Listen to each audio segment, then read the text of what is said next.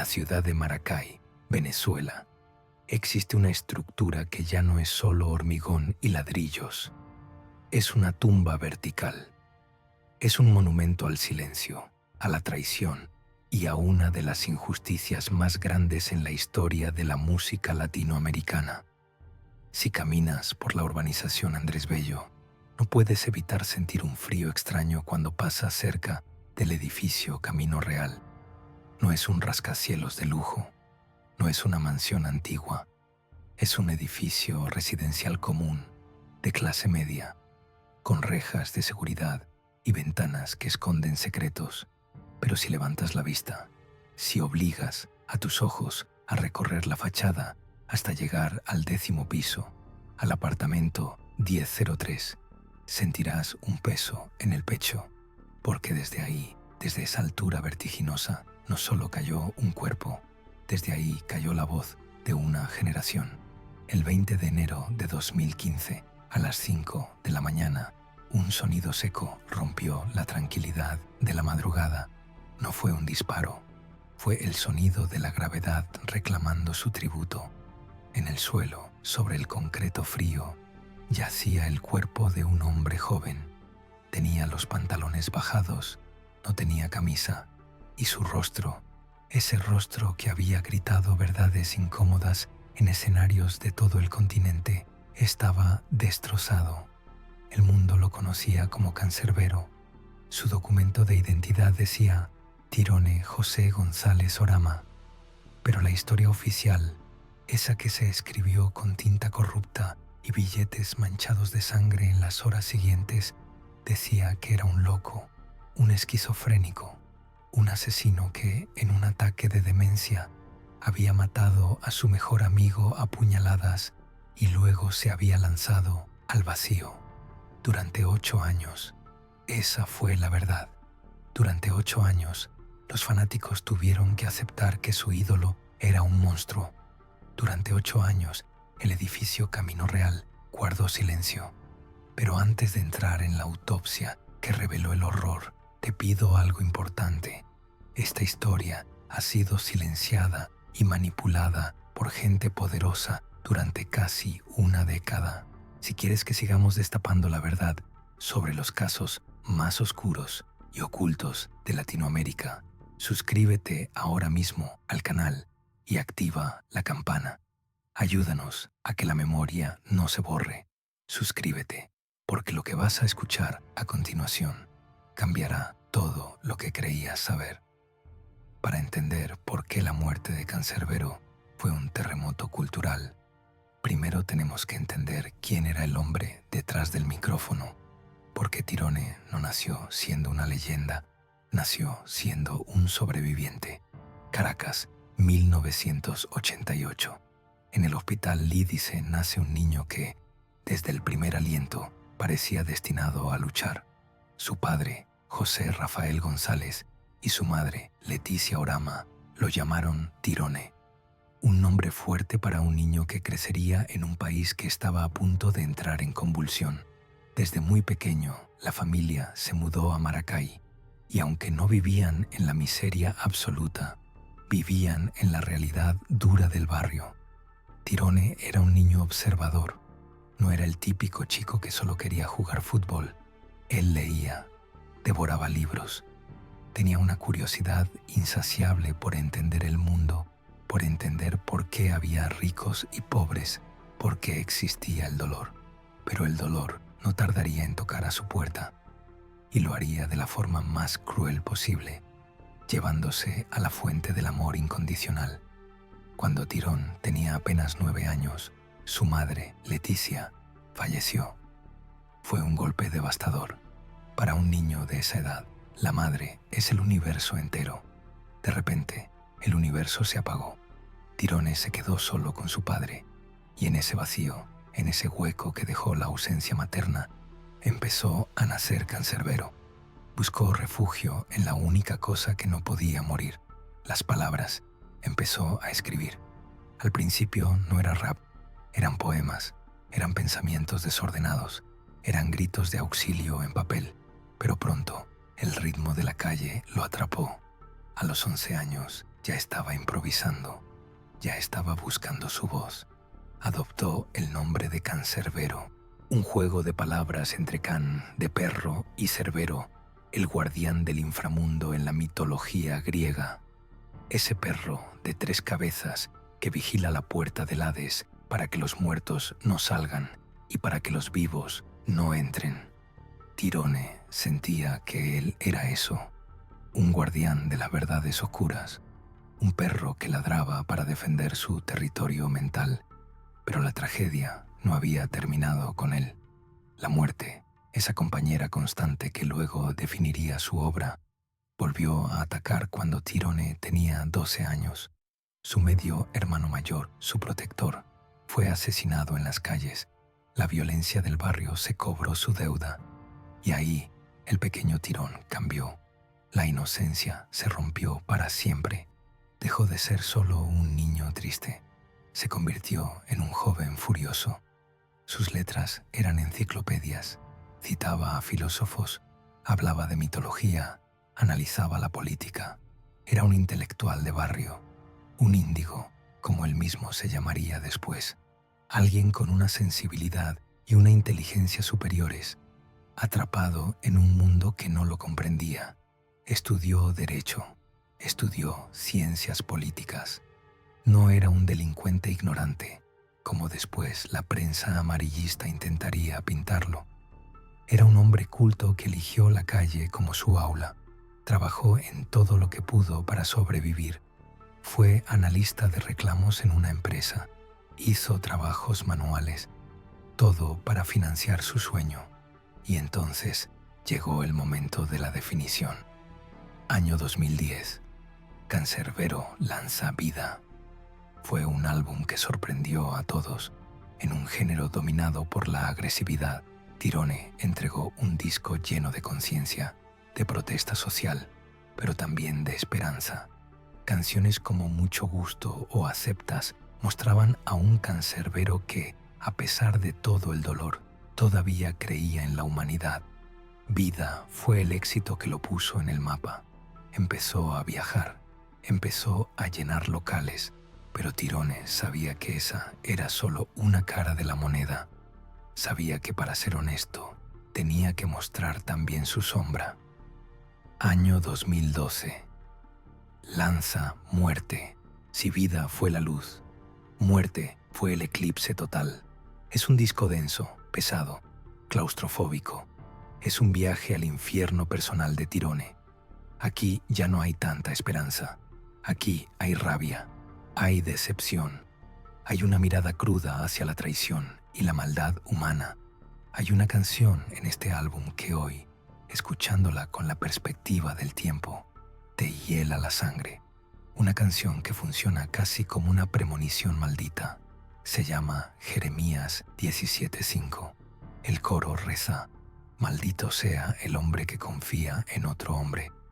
En esa canción, Cancerbero narra la traición más vil. Habla de amigos que te sonríen mientras esconden el puñal. Habla de la envidia que nace de la cercanía. El traidor no es el que te odia, es el que te abraza, decía. Sabía Tirone lo que venía.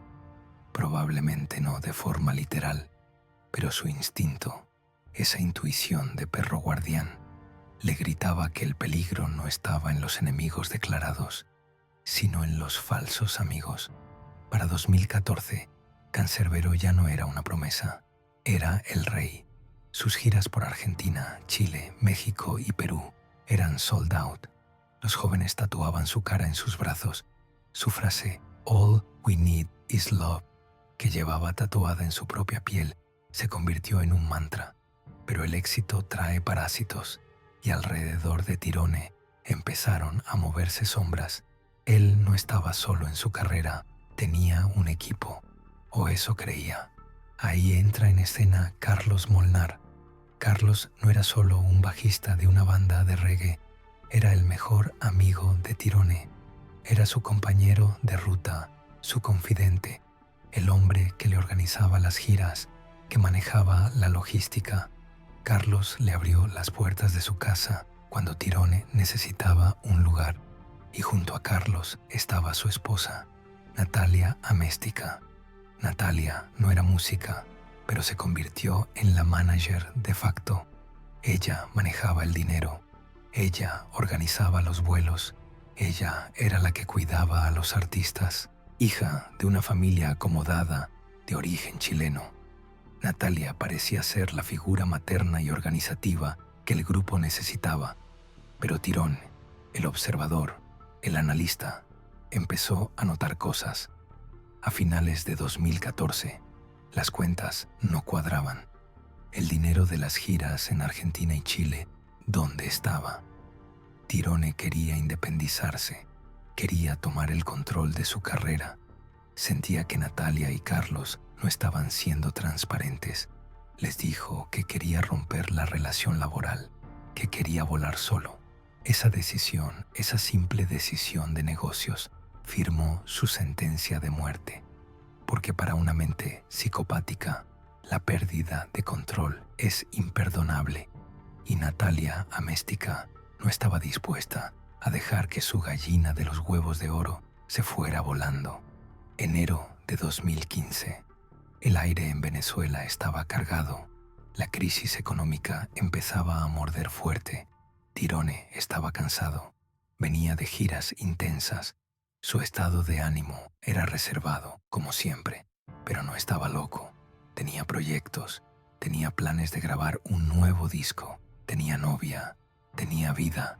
Sin embargo, la narrativa que se construyó después diría lo contrario. Dirían que estaba deprimido, que escuchaba voces. La excusa para llevarlo al matadero fue simple: un cumpleaños.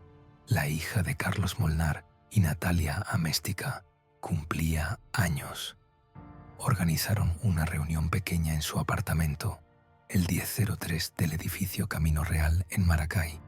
Invitaron a Tirone. Le dijeron que viniera, que se relajara, que hablaran de los proyectos futuros. Carlos, su amigo, insistió: «Ven, chamo, quédate aquí esta noche. No te vayas a tu casa solo». Tirone aceptó, confió. Maldito sea el hombre que confía en otro hombre o en una mujer. La noche del 19 de enero transcurrió con aparente normalidad, pero había una tensión subterránea. Tirone estaba inquieto. Quizás quería sacar el tema del dinero. Quizás simplemente quería irse a dormir. Natalia Améstica, la anfitriona perfecta, les ofreció algo para beber. «Tomen un té», les dijo, «para que se relajen». No era un té normal, era una infusión cargada. Natalia había disuelto en el líquido una dosis masiva de Alpram, un potente sedante ansiolítico. 10 miligramos, una dosis capaz de tumbar a un caballo, o al menos de dejar a dos hombres adultos en un estado de somnolencia total, incapaces de defenderse.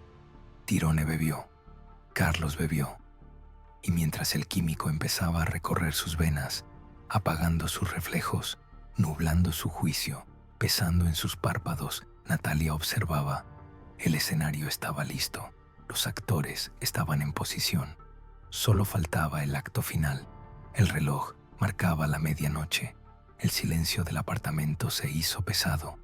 Tirone se sentó en el sofá, luchando contra un sueño repentino e inexplicable. Carlos también cabeceaba.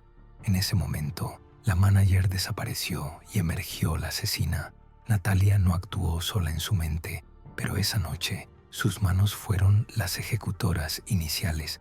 Primero fue Carlos, su esposo, el padre de sus hijos. Carlos estaba en la cocina o cerca de ella, aturdido por el fármaco. Natalia se acercó. Tenía un cuchillo. La traición fue física y brutal. Lo atacó por la espalda y el cuello. Carlos, drogado, no pudo levantar las manos para defenderse. Cayó al suelo, desangrándose ante los ojos de la mujer que había jurado amarlo. Y aquí viene la parte más terrorífica. Tirone vio todo, o al menos vio lo suficiente. A pesar del sedante, el instinto de supervivencia de cancerbero se activó. Intentó levantarse, intentó reaccionar. Vio a su amigo en el suelo, vio la sangre, vio a Natalia con el cuchillo, pero su cuerpo no respondía. Sus piernas eran de plomo. Su lengua estaba dormida. Se desplomó en el sofá, semiconsciente, atrapado en una pesadilla química. Natalia se acercó a él. Ella sabía que no podía dejarlo vivo, pero también sabía que no podía simplemente apuñalarlo y ya. Necesitaba una coartada. Necesitaba un culpable. Y en ese momento, en la mente fría y calculadora de Natalia Améstica, nació el plan perfecto. Tirone se volvió loco. Tirone mató a Carlos. Tirone se suicidó.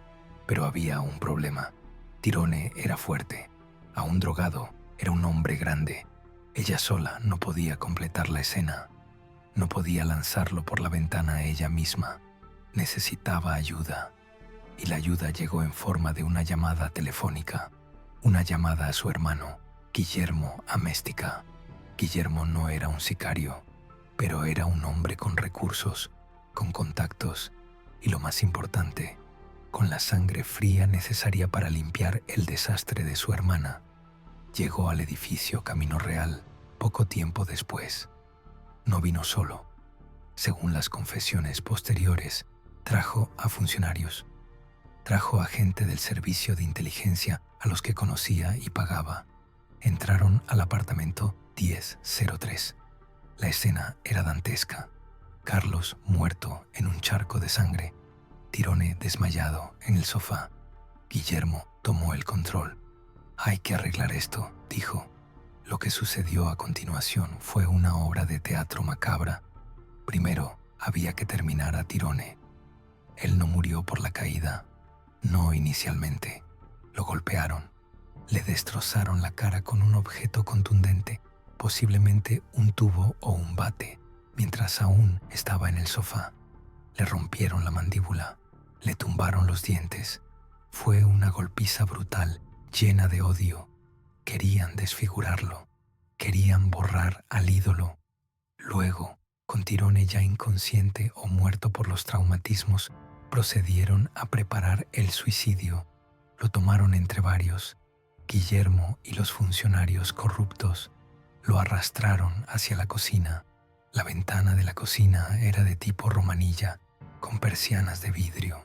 Era imposible que alguien se lanzara corriendo a través de ella sin destrozar todos los vidrios antes. Tuvieron que quitar los vidrios cuidadosamente. Prepararon el hueco y entonces cargaron el cuerpo de Cancerbero, un cuerpo inerte, un peso muerto. Lo levantaron y lo lanzaron al vacío. El cuerpo voló 10 pisos. El impacto contra el suelo fue lo que escucharon los vecinos a las 5 de la mañana. Pero el horror no terminó ahí. Apenas comenzaba, porque para que la mentira del suicidio esquizofrénico funcionara, la escena del crimen tenía que ser perfecta. Y Guillermo Améstica estaba dispuesto a pagar lo que fuera necesario para que así fuera. La corrupción estaba a punto de entrar por la puerta principal.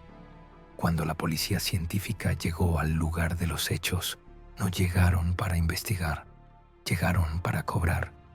Guillermo Améstica los esperaba. Según las investigaciones que salieron a la luz años después, hubo una negociación rápida y sucia en ese apartamento. El precio del silencio, el precio de manchar la memoria de un ídolo, fue de $10,000. $10,000 para que los funcionarios se hicieran de la vista gorda.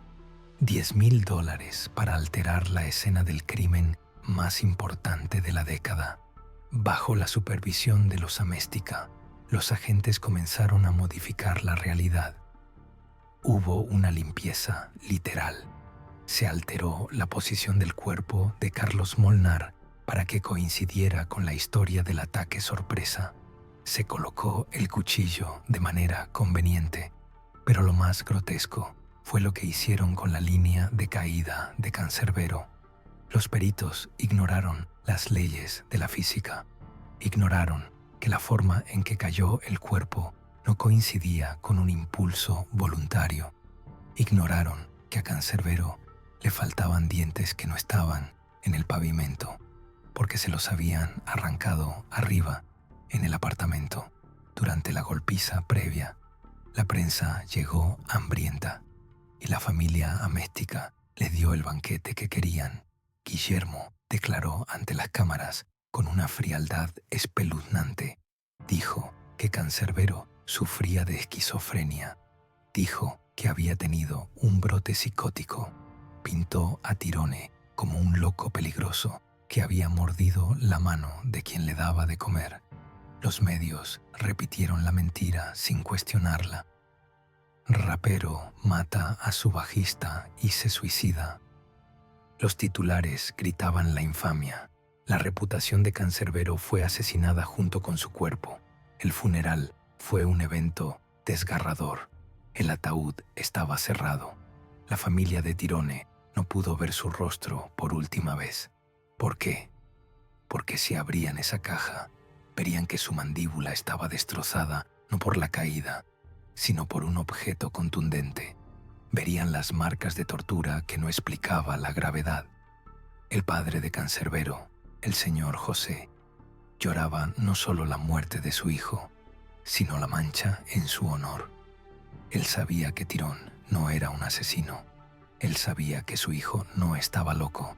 Pero ¿quién iba a creerle a un padre dolido contra la versión oficial de la policía y los medios? Pasaron los años. 1, 2, 5, 8 años. El caso se cerró. Para la justicia venezolana de aquel entonces era un asunto concluido, pero en las calles la verdad se negaba a morir. Los fanáticos se convirtieron en detectives. Analizaban las fotos filtradas de la autopsia. Señalaban inconsistencias. ¿Cómo es posible que cayera boca arriba si se lanzó de frente?, preguntaban. ¿Por qué los pantalones estaban bajados?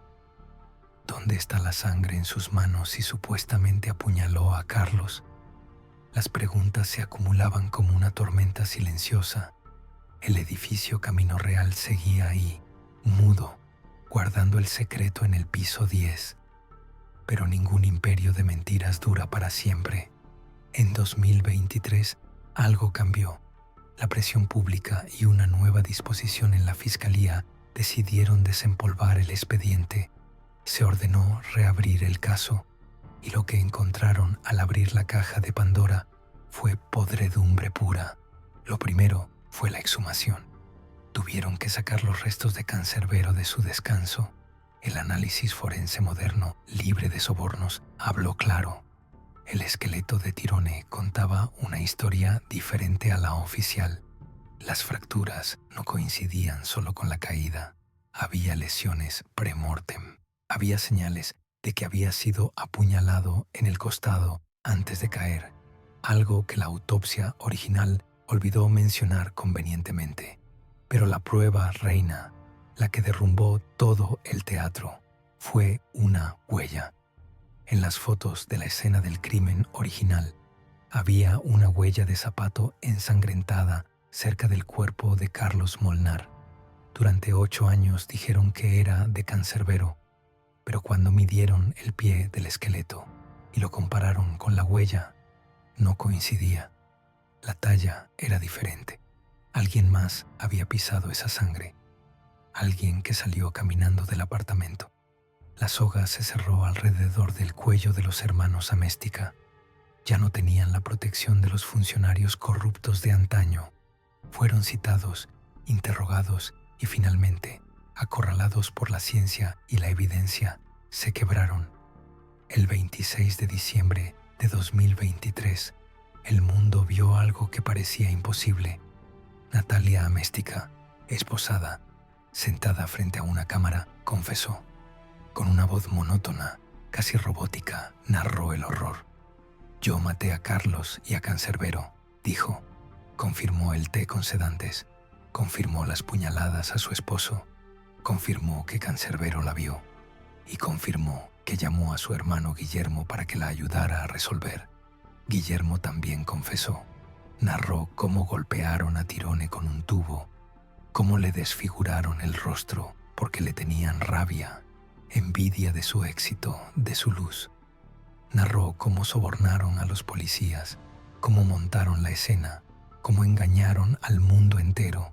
La confesión fue viral. Millones de personas vieron el rostro de la banalidad del mal. No eran monstruos de película, eran personas comunes, movidas por la codicia y el egoísmo, capaces de destruir vidas para salvar su propio pellejo. La imagen de Cancerbero, el loco esquizofrénico, se limpió en un instante. Tirone volvió a ser la víctima, volvió a ser el mártir, volvió a ser el índigo. Pero la justicia legal no repara el daño espiritual. Tirone José González Orama tenía 26 años. Estaba en la cima de su creatividad. Tenía cuadernos llenos de letras que nunca grabó. Tenía conciertos que nunca dio. Tenía una vida que le robaron. Nos robaron al poeta más importante del siglo XXI en español. Y todo por dinero. Todo por unos cuantos miles de dólares que Natalia no quería perder. Hoy, el edificio Camino Real en Maracay sigue en pie. El apartamento 1003 está vacío, cargado de una energía pesada. Pero Cancerbero ya no está ahí. Su espíritu ya no está atrapado en esa caída eterna. Su voz, que intentaron apagar lanzándola al vacío, rebotó contra el suelo y subió más alto que nunca. Se convirtió en leyenda. Dicen que la muerte no es el final, sino el olvido.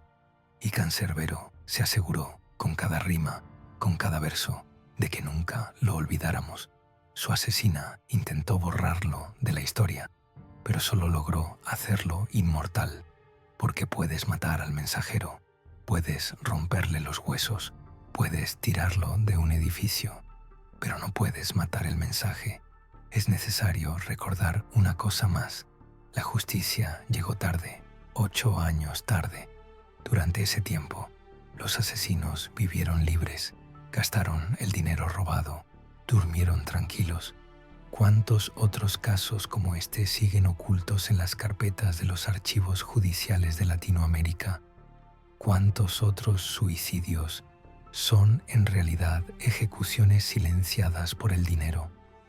El caso de Cancerbero es una victoria de la verdad, pero también es un recordatorio de lo podrido que puede estar el sistema. Al final, Tirone tenía razón en su profecía. Maldito sea el hombre que confía en otro hombre, pero también nos dejó otra enseñanza, tatuada en su piel y en nuestra memoria. All we need is love. Cancerbero vive, no en el piso 10 de un edificio en Maracay, sino en la mente de todos los que alguna vez se sintieron solos y encontraron compañía en su voz. Tras la confesión que sacudió al mundo, la justicia venezolana dictó sentencia. En febrero de 2024, Natalia y Guillermo Améstica fueron condenados a 25 años de prisión. 25 años por 2 vidas. Para muchos, una cifra insuficiente. Para la familia de Cancerbero, un cierre necesario. El juez calificó los crímenes como homicidio calificado con alevosía y por motivos fútiles. La banalidad del mal quedó expuesta en un expediente judicial. Mataron al mejor rapero de su generación por una disputa económica, por un ego herido, por miedo a perder el control sobre una carrera que ya no les pertenecía. Pero más allá de la cárcel y de los tribunales, hay otra historia que debemos analizar. Durante los 8 años de silencio, mientras la verdad estaba enterrada bajo capas de corrupción, nació una mitología oscura alrededor de Cancerbero. Internet se llenó de teorías conspirativas que intentaban explicar lo inexplicable. Y aquí es donde la realidad se mezcla con la leyenda urbana de una manera que solo puede ocurrir con figuras de esta magnitud. Hablemos de la canción Es épico. Seguramente la has escuchado. Es una obra maestra de la narrativa, donde Cancerbero describe un viaje al infierno, un duelo de rap contra Satanás para salvar su alma. Durante años, los fanáticos analizaron cada verso buscando pistas. Decían que Tirone había predicho su propia muerte. Decían que había hecho un pacto con el diablo. y que el diablo había venido a cobrar su deuda el 20 de enero. Se tejieron historias sobre que Cancerbero había vendido su alma a cambio de fama y que por eso murió joven, uniéndose al macabro Club de los 27, aunque técnicamente tenía 26 años. Hoy sabemos que todo eso era falso. No hubo pacto demoníaco, no hubo deudas sobrenaturales. Hubo dos seres humanos codiciosos con un cuchillo y un frasco de sedantes. La realidad es mucho más aterradora que la ficción porque es humana. No fue Satanás quien empujó a Cancerbero, fue la envidia. Sin embargo, esa canción es épico. Cobra un nuevo significado hoy, cuando Tirone rapea sobre desafiar a la muerte y sobre la podredumbre del alma humana.